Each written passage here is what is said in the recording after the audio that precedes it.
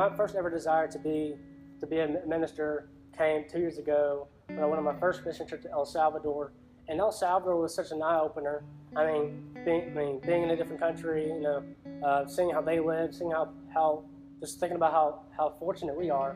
But the thing that really opened my eyes was being able to share my testimony, because I didn't think I had a testimony, simply because I never went through a dramatic phase in my life where I did drugs or did alcohol. It just gave me the courageousness and the boldness to share my story and to share the gospel wherever I went.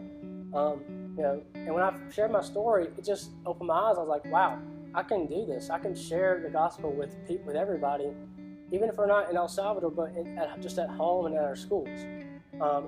Just that the following week we were on vacation in New York City, and we were sharing the gospel with people on the street, and Good Morning America executive producers and cameramen, and that was just another sign that God was calling me to be a minister. My heart feels so whole and fulfilled when I'm sharing the gospel with people wherever I go, and wherever I go at school. A month ago, I started back at public school.